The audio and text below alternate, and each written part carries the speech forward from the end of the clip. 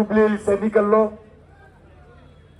Bharatiya Janata party అభ్యర్థిగా పోటీ చేస్తున్నటువంటి లంకాల దీపక్ గారిని మనమందరం కూడా అత్యధికమైనటువంటి మెజార్టీతో గెలిపించాల్సినటువంటి అవసరం ఉంది. ఇది దీపక్ కోసమో కాదు, భారతీయ జనతా పార్టీ కోసమో కాదు, మన జూబ్లీహిల్స్ కోసం, మన హైదరాబాద్ కోసం, మన తెలంగాణ కోసం ఈరోజు నరేంద్ర మోడీ గారి నాయకత్వంలో భారతీయ జనతా పార్టీ గెలపాలి. ఒక్కటే అడుగుతా ఉన్నాను, టిఆర్ఎస్ పార్టీ ఇంతకు ముందు రఘునందన్ గారు చెప్పారు, 10 సంవత్సరాలు మీరు అధికారంలో ఉండి కనీసం ఈ జూబ్లీహిల్స్ లో రోడ్లు వేయలేదు, ఈ జూబ్లీహిల్స్ లో డ్రైనేజ్ సమస్య పరిష్కారం చేయలేదు. వర్షం వస్తే రోడ్లన్నీ సముద్రంగా కనిపిస్తాయి, నదులుగా మారిపోతాయి, వీధి లైట్లు వెలగవు. మరి ఎందుకు ఈరోజు బీఆర్ఎస్ పార్టీ కోటేయాలో అడగాలి. అదేవిధంగా 2 సంవత్సరాలుగా ఈ రాష్ట్రంలో అధికారంలో ఉన్నటువంటి కాంగ్రెస్ పార్టీ జూబ్లీహిల్స్ ఏం చేసిందో అడగాల్సినటువంటి అవసరం ఉంది. ఎన్నికలకు ముందు ఏం చెప్పారు?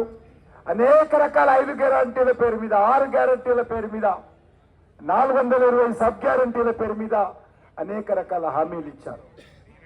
ఒకటే అడుగుతా ఉన్నాను, గతంలో బీఆర్ఎస్ పార్టీ 10 సంవత్సరాలు పరిపాలన చేసి ఏ రకంగా ప్రజలకు మేలు చేయలేదు.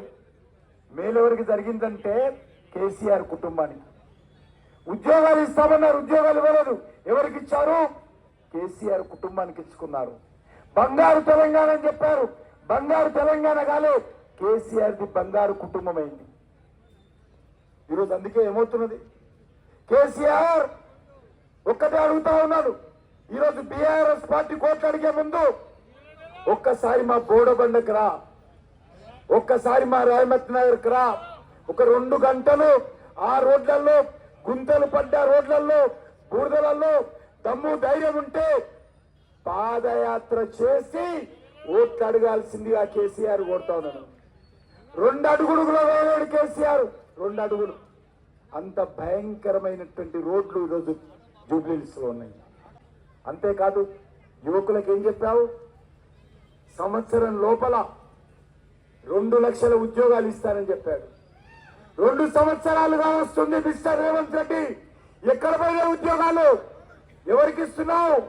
అజారుద్దీన్కి ఇస్తున్నావు, సుదర్శన్ రెడ్డికి ఇస్తున్నావు, లేకపోతే ఇంకా అనేక ప్రేమసాగర్ రావుకి ఇస్తున్నావు.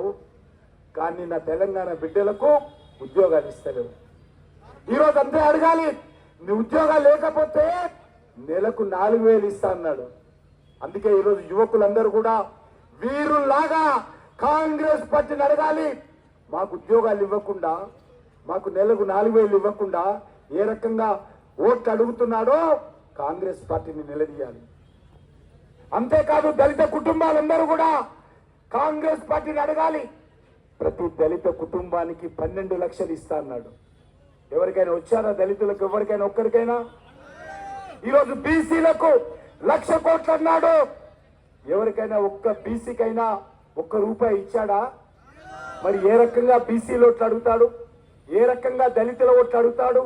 ఏ రకంగా మరి నిరుద్యోగుల ఓట్లు అడుగుతాడు? ఏ రకంగా మహిళల ఓట్లు అడుగుతాడు? ఏ రకంగా కాలేజీకి వెళ్ళి ఆడపిల్లల ఓట్లు అడుగుతాడు?